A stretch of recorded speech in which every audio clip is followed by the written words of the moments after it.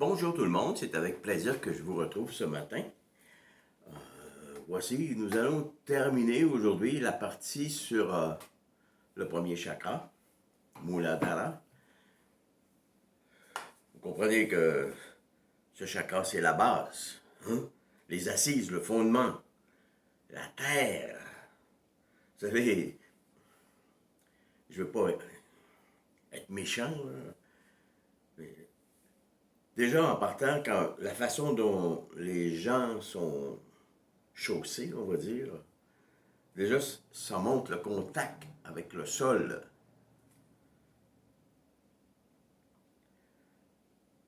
On n'ira pas plus loin. Bon. Aujourd'hui, nous continuons. Le croquis est là, mais c'est un peu semblable à la semaine dernière. J'ai ajouté quelques lignes. Ceux qui reçoivent l'avis de la nouvelle vidéo par courriel, c'est inclus dans le courriel. Pour les autres, il y a une note comme de quoi vous pouvez référer, aller les voir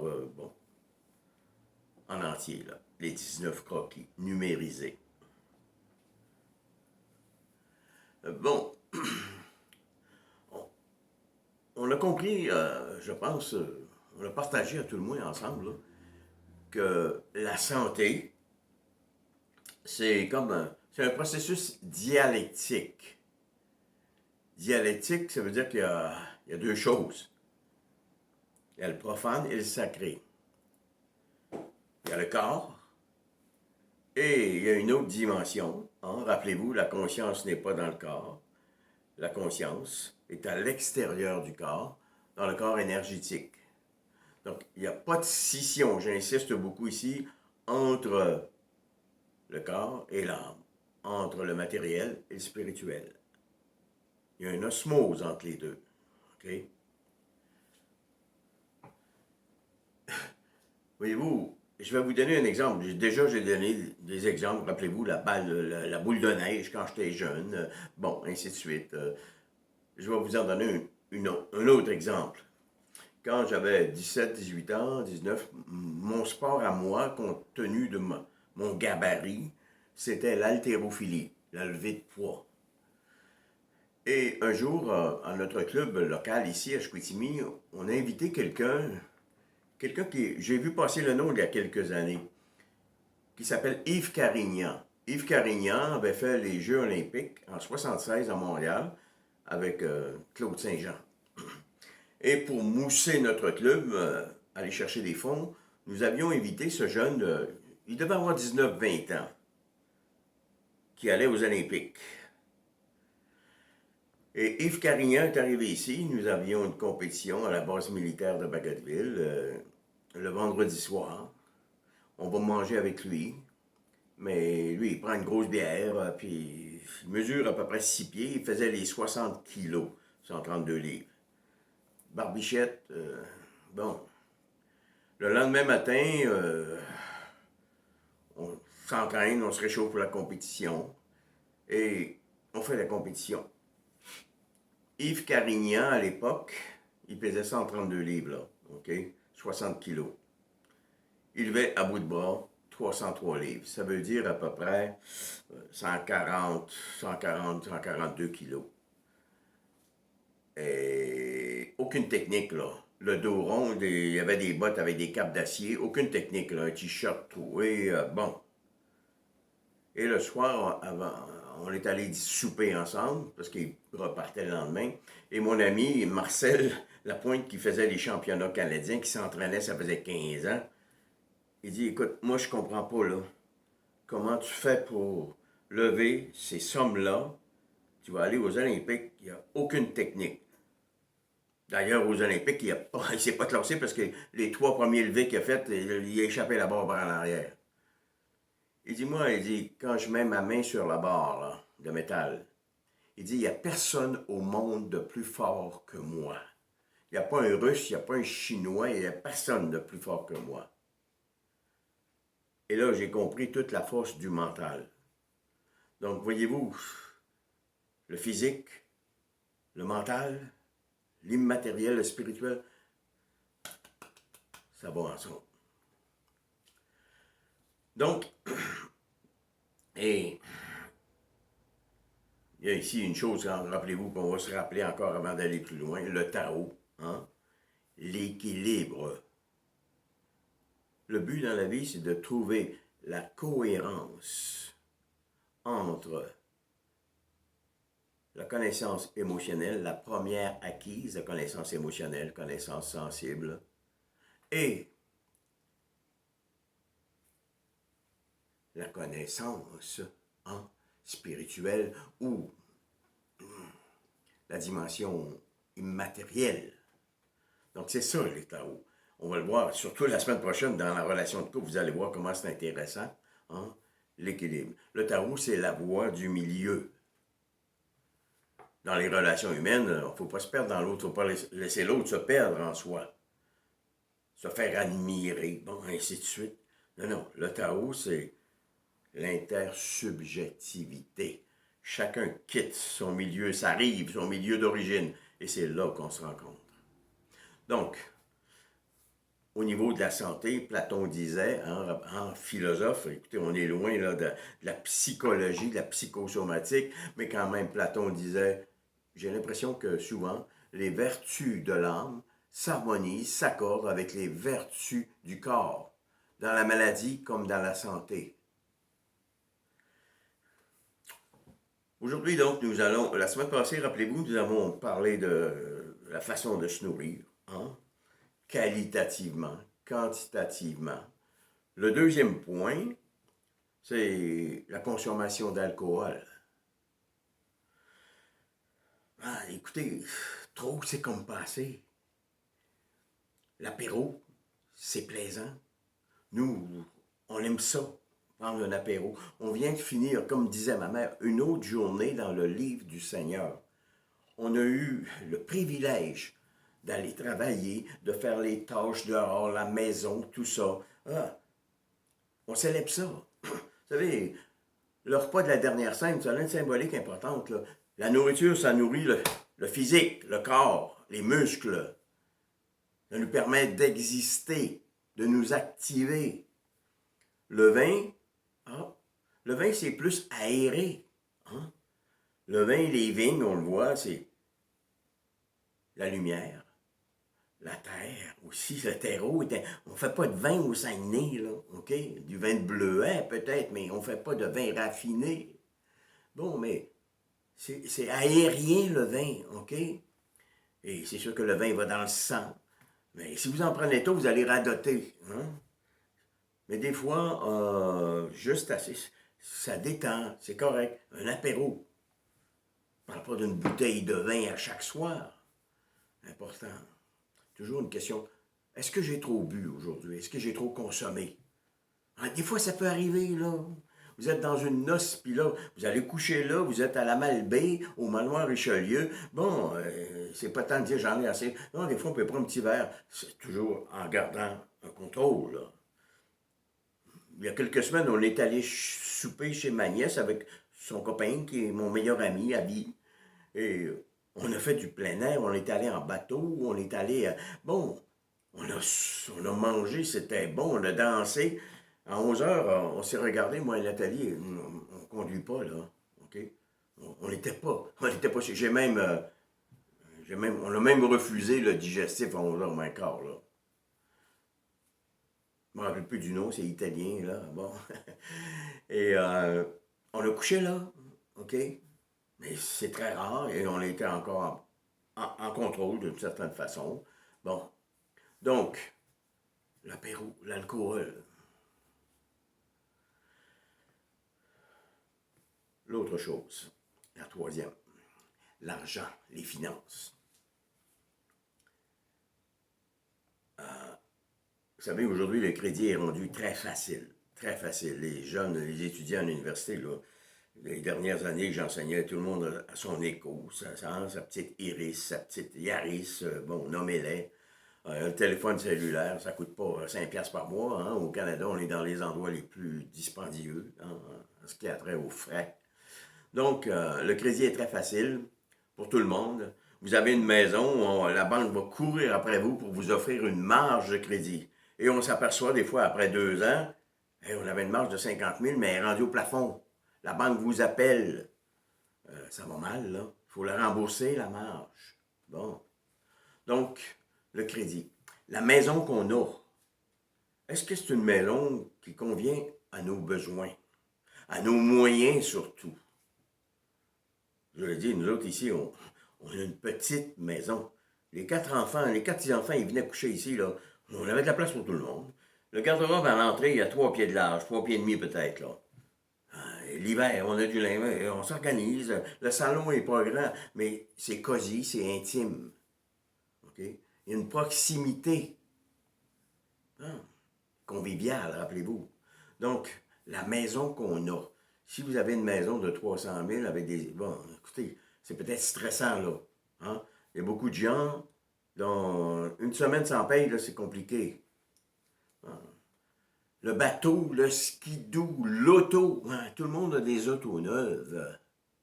Hey, une auto, là, ça coûte cher aujourd'hui. Mon père disait une auto, Flo, c'est une deuxième famille. Ouais, il avait compris. On n'a jamais eu d'auto chez nous. Donc, l'auto. Moi, j'ai un camion, je vous l'ai dit, le monde dit, hey, un beau camion, oui, il est propre, je le garde propre, là, OK? On va le voir tantôt, j'ai appris à réparer, à restaurer. Il y a 14 ans, mon camion, il va avoir 15 ans au printemps prochain. Hein? On le fait réparer, on le garde en ordre. Et même si ça nous coûtait, on l'a calculé à peu près à deux, là, ça nous coûte à peu près 250 par mois. À deux. 300, ça fait 150 chaque qu'on paie pour ça. Mais on a fichu de bonne voiture en ordre. Donc, la maison, l'auto, le bateau, le skidoo, le 4 roues. Hein. Est-ce que j'ai su économiser aujourd'hui? Ben, écoutez, moi, les friperies, j'y vais. Je vais à la friperie, là. Je marche beaucoup à pied, je vous l'ai dit. Quand on avait, les petits, ils sont rendus à Montréal maintenant, vous le savez, quand on avait les quatre petits-enfants, le matin, là, c'est le smoothie. Les enfants, ils riaient parce que j'ai jamais connu ça chez nous, des jus d'orange. Ma mère, elle mettait des plures d'orange, puis on faisait du sucre avec du jus d'orange. Bon, les friperies, on avait un mélangeur, je sais pas comment on appelle ça, pour faire des smoothies. Il a brisé, c'était celui-là, Nathalie. On regarde pour le remplacer. Un équivalent, c'était plus de 300 $. Mais voyons, ça n'a pas de bon sens. Allez, je vais marcher, faire ma main, je vais acheter le pain Chicoutimi-Nord. Bon, j'arrête à la friperie. Il y a un beau mélangeur. Bon. Savez-vous combien j'ai payé? 6 $. Il est là, il fonctionne très bien. 6 $. Cette semaine, je marchais, j'arrête à la friperie, comme ça. J'ai eu comme une intuition random, là.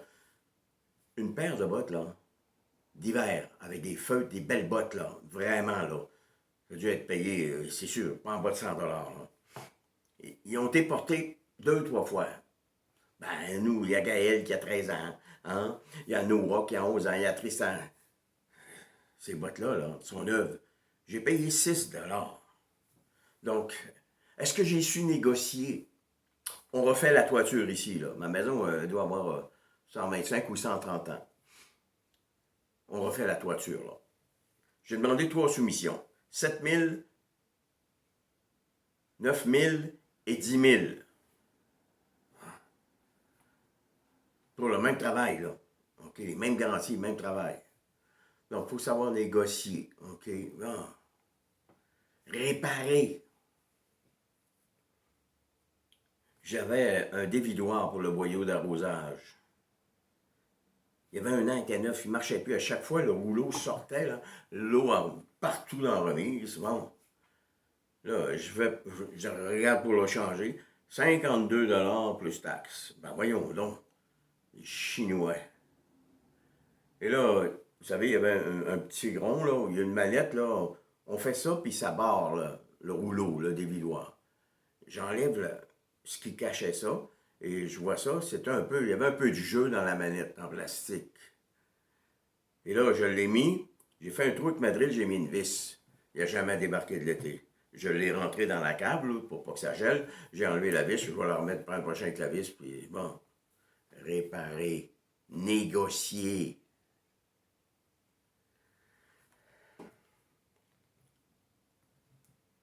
Donc, l'argent, moi, j'ai toujours eu comme principe que moins il en sortait, ben, ça n'a pas toujours été ça, là, OK? Moins on a besoin qu'il en rentre. Bon. Et se coucher avec des stress financiers le soir, c'est pas terrible. Et rappelez-vous, il y a des stress chroniques, ça dure tout le temps. La maison de 300 000, 350 000 avec le bateau, là, c'est là, c'est pas, ça dure pas. C'est pas comme quand vous arrivez, rappelez-vous, le stress aigu, le gars au dépanneur, il est mal avenant, vous n'irez plus au dépanneur. Mais là, la maison, vous l'avez, le skidoo, vous l'avez, le 4 roues, le Dodge Ram, mettez tout ce que vous voulez, vous l'avez. Si vous êtes capable, vous payez ça, c'est correct. C'est correct. Mais si c'est stressant, c'est ça qui est problématique. Là, des petits problèmes de santé fonctionnelle, un petit peu de pression, un petit peu de... Et après ça, ben, ça se dit, hein? On se ramasse avec des problèmes lésionnels, des névroses organes, des maladies plus graves, plus importantes. Des fois, des chicanes de couple. Parce que, bon, la femme n'est pas toujours d'accord, ainsi de suite. Quatrième point, le travail, votre profession. Est-ce que vous êtes heureux au travail? Bon. Moi, quand j'étais en informatique, je l'ai dit, j'ai fait 3 professions. L'informatique, à un moment donné, je travaillais 60, 70 heures, 80 heures par semaine. Et là, on a inauguré, parce que j'avais travaillé un an et demi pour mettre le service de taxation sur informatique, sur l'ordinateur. Et là, ils font une petite cérémonie avec une coupe de vin. Et je me rappelle, là, le comptable de la ville, il dit, c'est-tu fin? On n'a rien qu'à peser sur un piton, puis ça marche. J'avais travaillé un an et demi, là, OK, pendant... Ben, j'ai compris que ouais, ça, toute ta vie, ça va être comme ça, là, tu sais, parce qu'il y a toujours, il en demande toujours plus, toujours plus. J'ai laissé ça. Je gagnais à l'époque 36 000 par année. J'ai pris un autre travail, j'ai gagné 11 000 la première année. Mais après ça, j'avais dépassé ce que je gagnais à cette île. Donc, le travail, est-ce que ça crée des frustrations? Est-ce qu'on m'exige trop? Est-ce que je vis du harcèlement? Bon, est-ce que je suis heureux? Mettez, cotez ça 0 à 10, là. OK? 0 à 10. 10, c'est le maximum. Si vous aimez votre travail 3 sur 10, là, il y a des questions à se poser. L'humain advient par 2 choses, le travail et la parole. Bon. Vous savez, il y a des gens qui travaillent chez Walmart, qui travaillent ailleurs, dans les salles de cuve à l'Alcan. C'est pas tout le monde qui est mort d'un cancer du poumon à l'Alcan. Il y a des gens qui aimaient ça parce que ça faisait vivre leur famille, il y avait beaucoup d'enfants, et ainsi de suite. Hein. Saint-Augustin disait, tout ce qui est fait avec amour ne comporte pas de peine. S'il y a de la peine, elle est amour. Bon. On aime ce qu'on fait, ça nous apporte, ça nous fait vivre. Ça... Bon. Donc, pensez-y ça. Est-ce que mon travail me permet de me réaliser 9 sur 10? Bon. Il y a toujours des petites affaires, des fois. Mais quand c'est 9 sur 10, les petites affaires, le 1 sur 10, c'est pas bien grave. Et édulcoré par tous les bienfaits que le travail nous rapporte. Il y a un autre point. La sédentarité. Je n'ai pas mis le mot exercice. J'aime mieux mettre sédentarité. Est-ce que j'ai été trop paresseux aujourd'hui? On ne dira pas le vrai mot. Là. Bon, est-ce que j'ai été trop paresseux? Alors, rappelez-vous, on a dit, on n'a pas besoin de faire du vélo. Là. Écoutez, moi, je marche des fois dans la piste cyclable. Là. Ça passe, je pense, sûrement 40-50 km. Ils ont les appareils pour mesurer tout. Ils ne voient rien, ils sentent pas, ils n'entendent rien, ils ne voient rien, ils sont là, là. Et quand je marche dans mon sentier, je peux vous dire, j'ai repéré 11 sortes d'oiseaux. Je sens le vent dans les feuilles de trempe, partout, dans le visage. Bon, je vois passer les nuages. En vélo, à 50 km, puis en fond, c'est tous les jours. Bon. Donc, la course à pied. 11 minutes, on fait ci, on fait ça. Bon, vous vous sauvez de quoi? Les coureux, hein? Puis ceux qui font du bicycle, vous vous sauvez de quoi? Trop, c'est comme passé. Rappelez-vous notre type qu'on rencontrait au bar, là, hein? Il ne comprenait pas qu'il n'y avait pas personne dans sa vie à 50 quelques années. Mais il fallait qu'à tous les jours, il fasse du vélo puis il passe devant la maison de sa mère, bon, qui était morte. Hein? Bon, l'exercice, 3 fois par semaine, 30 minutes, tranquillement, en regardant la nature, en cohésion avec, en communion. Donc, la sédentarité. Nous, on avait 2 autos. Quand j'ai connu Nathalie, elle avait vraiment un bolide, un autosport. On s'en est départi parce qu'à côté, on voyait, notre voisin à côté, il y a 3 personnes, il y a 3 autos. Puis c'est pas n'importe quelle auto, là. Entre autres une BM. Il y a 3 autos. Je disais à Nathalie, écoute, c'est pas raisonnable, là. Moi, je vais tout faire mes affaires à pied. Comme là, après-midi, elle va arriver à 4 heures. J'ai des commissions un peu plus loin. Je vais prendre le camion, je vais y aller. J'accumule ça, puis je fais ça le jeudi ou le vendredi. Donc, je fais tout à pied. On s'organise, on s'arrange. Sédentarité. Vous savez, les gens creusent un trou là, pour mettre un poteau, une lumière, n'importe quoi. Ben, ils vont louer une machine qui marche à gaz pour faire un trou d'à peu près à 3 pieds. Le monde, ils sont plus capables de prendre une pelle. Les tondeuses, ça souffle des entrées, ça achète des souffleurs de 1000, 2000 $ pour souffler une entrée d'auto. Ben, sacrifice! Il ne faut pas se lamenter qu'on n'est pas en forme. Voyez-vous, tout ce qu'on fait dans la vie, on va le voir à partir du 3e chakra quand on l'a trouvé. Hein? La maturité, tout ce qu'on fait, au lieu d'être une simple pratique, ça doit se convertir en praxis, une bonification de l'être, une existence plus vertueuse.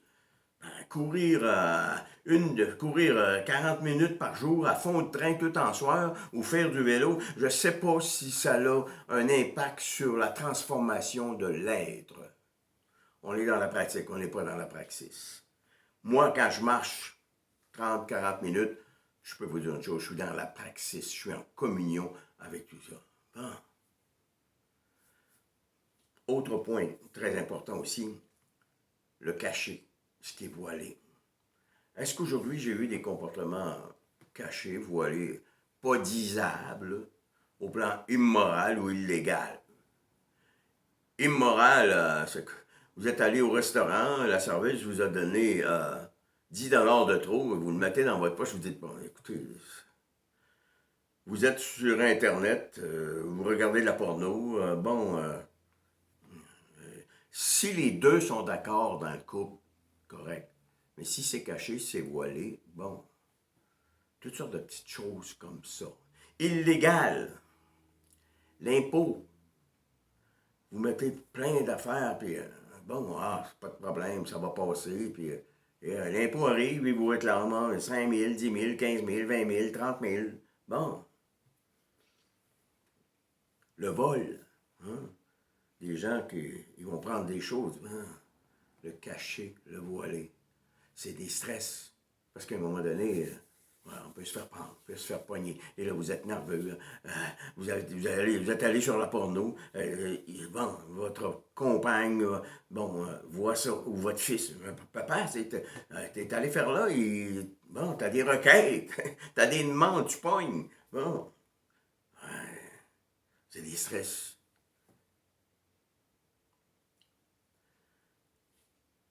Yeah, on va terminer avec ça. Donc, vous avez vu sur le document que je vous ai, qui est avec la vidéo, là, vous allez avoir ça bien noté, des petits mots, rien qu'un petit mot. Est-ce que j'ai trop bu? Hein? Est-ce que j'ai trop, est-ce que j'ai été trop paresseux? Hein? Est-ce que, bon, on a dit depuis le début qu'il n'y a pas de scission entre l'âme et le corps. L'âme, l'être, c'est ce qu'il y a à l'intérieur de moi. C'est ce qu'on appelle, rappelez-vous, l'immanence. C'est l'immanence qui crée la transcendance. je vais me projeter en fonction de ce que je suis, en fonction de mon être. Et c'est à partir de là qu'on crée des phénomènes. Donc, quelqu'un qui a la peur des souris va se projeter. Le phénomène de voir une souris va prendre une dimension extraordinaire des footballs. Donc, vous comprenez que tout ce qu'on accumule, tout ce qu'on est, tout ce que... il faut arriver à faire une espèce de vide intérieur.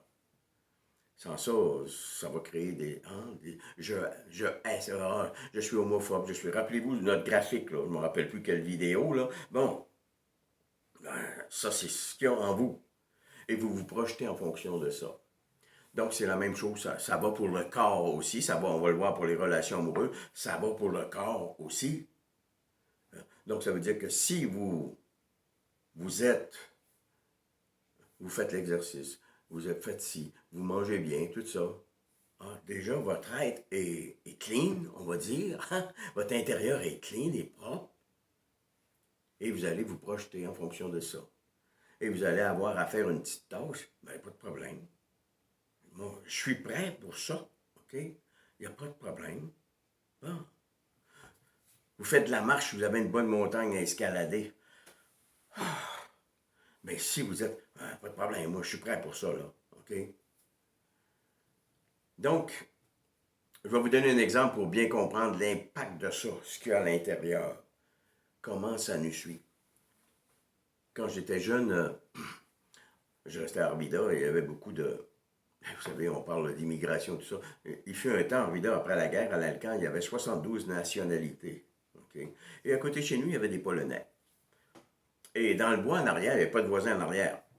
Dans le bois en arrière de chez nous, pas loin, il y avait l'Alcan, mais il y avait un grand bois qui appartenait à l'Alcan.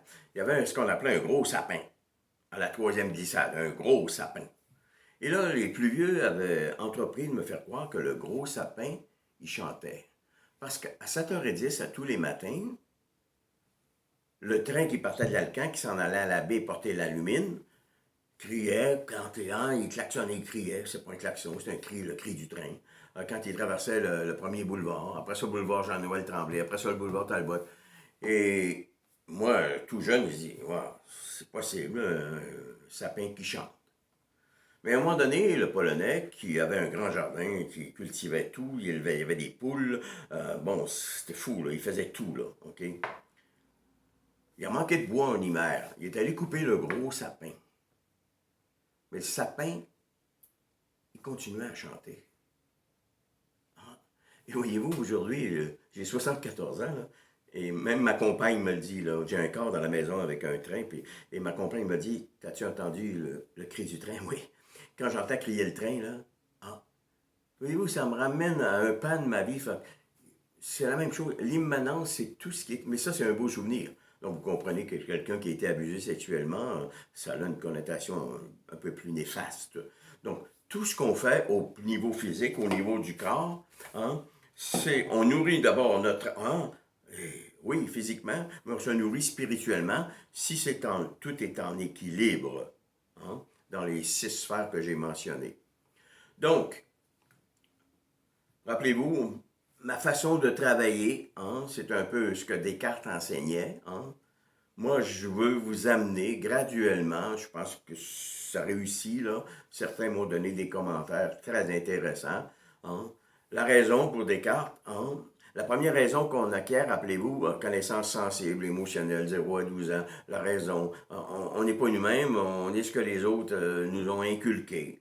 L'expérience qu'on a, c'est l'expérience des autres, de nos parents, de la culture.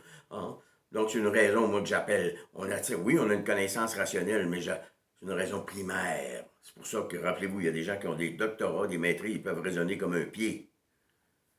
Moi, ce que je veux vous amener, c'est une raison éclairée. On fait la lumière. C'est le but de l'éthique. Voir pour voir, comprendre pour comprendre. On ne juge pas personne. Il y a plein de monde qui me suivent que, bon, on ne juge pas personne. On regarde. Un constat.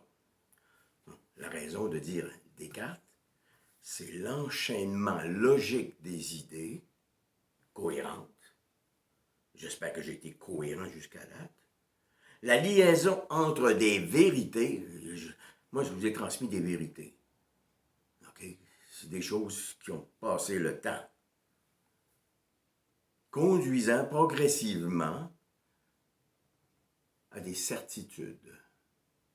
Et la certitude, c'est les lois cosmiques, les lois du Dharma, c'est le Tao, l'équilibre, la voie du milieu. Un apéro, c'est bon. Hein? Marcher, c'est bon. Courir en fou, c'est trop. Hein? En passant, votre cœur est programmé pour battre à peu près 4 milliards de coups. Donc, écoutez, plus vous l'utilisez, c'est comme une voiture, plus il va s'user vite. Là, hein? Pensez pas que vous allez vivre plus longtemps. Donc, c'est terminé pour ce premier chakra. La semaine prochaine, Svadhisthana. Et là, on va avoir beaucoup à dire, c'est sûr. Chakra 1. L'élément, c'est l'eau. On va voir l'importance de l'eau dans l'existence. Et... Je vous souhaite une bonne semaine. Je vous remercie encore de votre écoute. Si vous avez des commentaires, gênez-vous pas. Et à la semaine prochaine. Merci beaucoup.